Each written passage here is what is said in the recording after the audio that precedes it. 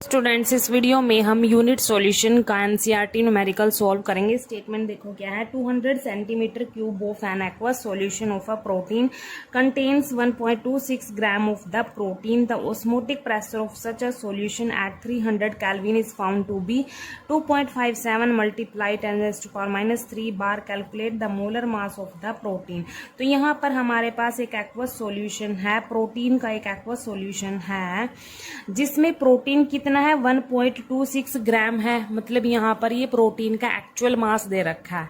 क्या दे रखा है? Actual mass. और प्रोटीन क्या यहाँ पर सोल्यूट है, ठीक है।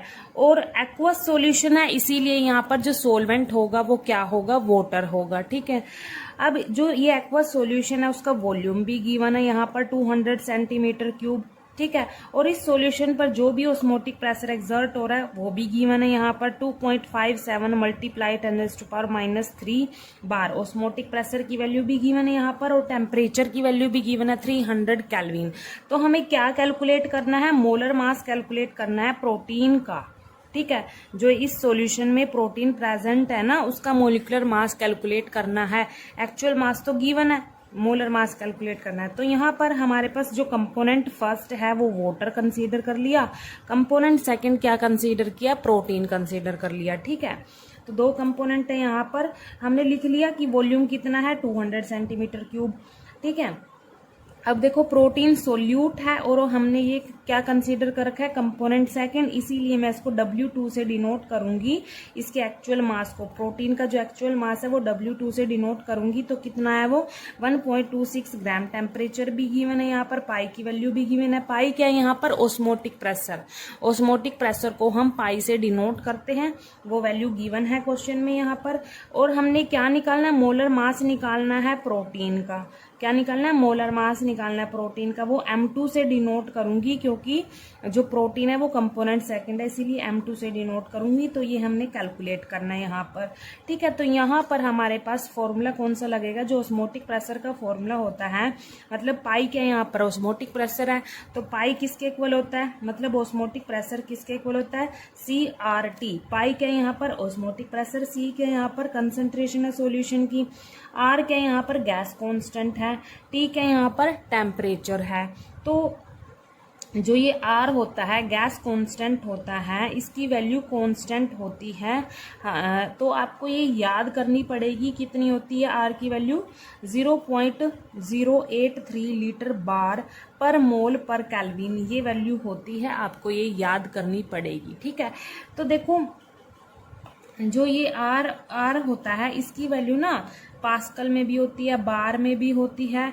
तो आपको ना कैसे लेनी है इसकी यूनिट? ये जैसे यहाँ पर ऑस्मोटिक प्रेशर ये बार में है तो बार वाली लेंगे हम, ताकि आगे जाके यूनिट कैंसिल हो जाए। देखो जैसे जैसे न्यूमेरिकल करेंगे आपको समझ आ जाएगा, ठीक है। तो आपको ये वैल्यू याद करनी पड़ेगी, ये कांस्टेंट होती है।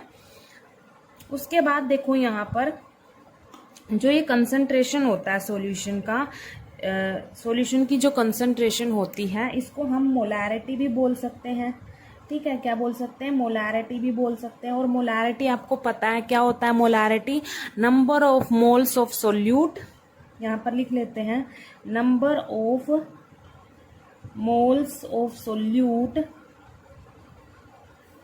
साइड में क्या आएगा? Volume of solution, volume of solution in litre, volume of solution in litre. ये क्या होती है हमारे पास? C की वैल्यू होती है। मतलब C का फॉर्मूला होता है ये कंसंट्रेशन का, number of moles of solute divide by volume of solution in litre.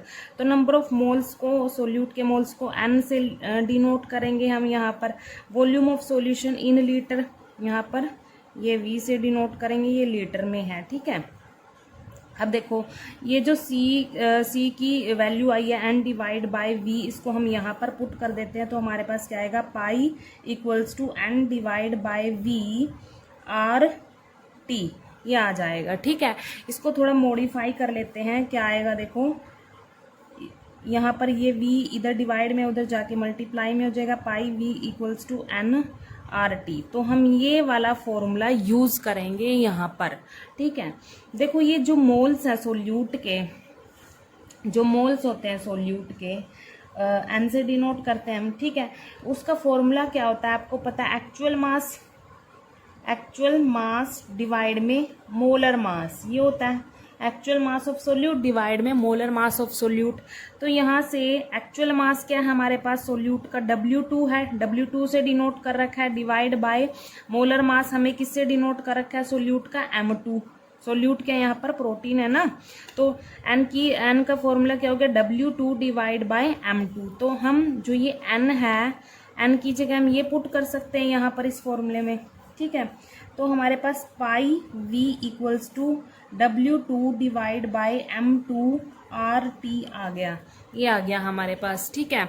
तो अब क्या करना है हमारे पास, देखो क्या करना है हमें, पाई की वैल्यू तो गिवन है, वॉल्यूम भी गिवन है, W2 भी गिवन है, R भी हमें पता है, याद कर लेंगे, टेम्परेचर भी गिवन है। तो हम क्या निकाल लेंगे यहाँ से, M2 की वैल्यू निकाल लेंगे, मोलिकुलर मास निकाल लेंगे इजिली, ठीक है। तो वैल्यू पुट करते हैं यहाँ पर। पहले यहाँ पर एक चीज देखो, यहाँ पर जो वॉल्यूम है वो लीटर में है, लेकिन हमें क्वेश्चन में क्या कैसे है, सेंटीमीटर में गिवन है। तो इसको हम लीटर में कन्वर्ट कर लेते हैं। देखो यहाँ पर लिख लेते हैं एक बात, जो 1 सेंटीमीटर क्यूब होता है वो किसके इक्वल होता है, 1 ml के इक्वल होता है। तो इसको हम क्या लिखेंगे, पहले 200 ml लिख सकते हैं। अब इस ml को हम लीटर में कन्वर्ट कर लेंगे, ठीक है। अब देखो यहाँ पर जो 1 लीटर होता है वो किसके इक्वल होता है, 1000 मिलीलीटर के इक्वल होता है। और जो 1 मिलीलीटर है वो किसके इक्वल होगा, 1 डिवाइड बाय 1000 लीटर के इक्वल होएगा, ठीक है। तो अब क्या करेंगे, इसको लीटर में कन्वर्ट करना है तो 1000 से डिवाइड कर देंगे, तो हमारे पास जो वॉल्यूम है वो कितना आएगा, 0.200 लीटर आ जाएगा, ठीक है। तो ये वॉल्यूम हमने लीटर में कन्वर्ट कर लिया। अब क्या करना है, सिंपली हमने वैल्यूज पुट करनी है इसमें। देखो पाई की वैल्यू कितनी है, 2.57 मल्टीप्लाई 10⁻³ बार, और वॉल्यूम कितना है 0.200 लीटर इक्वल्स टू W2 कितना है यहाँ पर 1.26 ग्राम मल्टीप्लाई R कितना है यहाँ पर, ये याद करेंगे हम इस वैल्यू को, 0.083 लीटर बार पर मोल पर केल्विन। मल्टीप्लाई में क्या आएगा, टेम्परेचर कितना गिवन है, 300 केल्विन है, डिवाइड में क्या है M2, ये हमने कैलकुलेट करना है मोलर मास, ठीक है। अब क्या करेंगे, जो भी यूनिट कैंसिल होती है ना उसको हम कैंसिल कर देते हैं। केल्विन से केल्विन इनवर्स कैंसिल होता है यहाँ पर, अच्छा बार से यहाँ पर बार कैंसिल होता है, लीटर से लीटर कैंसिल होता है, तो कौन सी यूनिट बची, ग्राम बच गई यहाँ पर, और पर मोल बच गई, ठीक है। अब क्या करेंगे, पहले हम क्या करेंगे, इनको मल्टीप्लाई कर लेते हैं दोनों को, ठीक है। तो दोनों को मल्टीप्लाई करने पर क्या आएगा, 0.514 मल्टीप्लाई 10⁻³ आ जाएगा यहाँ पर, इन दोनों को मल्टीप्लाई करके। अब क्या करेंगे, जो ये ऊपर वाली कांस्टेंट टर्म है इनको भी मल्टीप्लाई कर लेते हैं। मल्टीप्लाई करने पर आएगा 31.374 आ जाएगा, डिवाइड में M2 है, और जो यूनिट बच रही है उनको भी लिख लेते हैं, ग्राम पर मोल, ये यूनिट बच रही थी। अब क्या करेंगे, यहाँ पर क्रॉस मल्टीप्लाई कर लेते हैं। देखो यहाँ पर क्या होगा, 0.514 मल्टीप्लाई 10⁻³ इधर मल्टीप्लाई M2 इक्वल्स टू 31.74 ग्राम पर मोल। अब क्या करना है, M2 निकालना है, ये मल्टीप्लाई में इधर डिवाइड में आ जाएगा, ये 31.374 डिवाइड में ये आ जाएगा 0.514 मल्टीप्लाई 10⁻³, ठीक है। इसको सोल्व कर लेते हैं।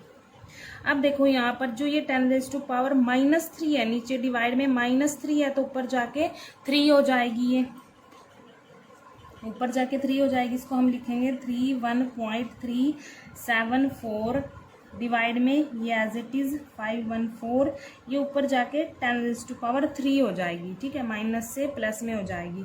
अब इनको हम डिवाइड कर लेते हैं, तो हमारे पास M2 की वैल्यू कितनी आएगी, तो डिवाइड करने पर हमारे पास M2 की वैल्यू आएगी 61.038 मल्टीप्लाई 10⁻³ आ जाएगी। अब इसको क्या करेंगे, फर्दर इसको सिंप्लीफाई कर लेते हैं। यहाँ पर यूनिट चल रही थी साथ में ग्राम पर मोल, इसको लिख लेते हैं।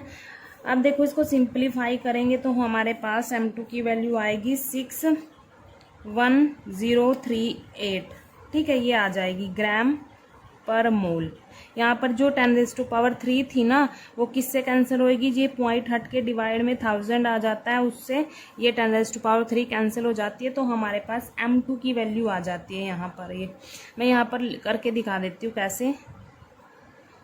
038, देखो यहाँ पर पॉइंट हटा के मैंने नीचे ऐसे 3 जीरो लगाई, ठीक है, और मल्टीप्लाई में 10⁻³ था, कैंसिल आउट हो गया, ऐसे सिंप्लीफाई कर दिया ये। तो M2 की वैल्यू आ गई 61038 ग्राम पर मोल। ये क्या आ गया हमारे पास, M2 क्या था, मोलर मास था प्रोटीन का, तो हमने मोलर मास निकाल लिया प्रोटीन का। ठीक है, थैंक यू।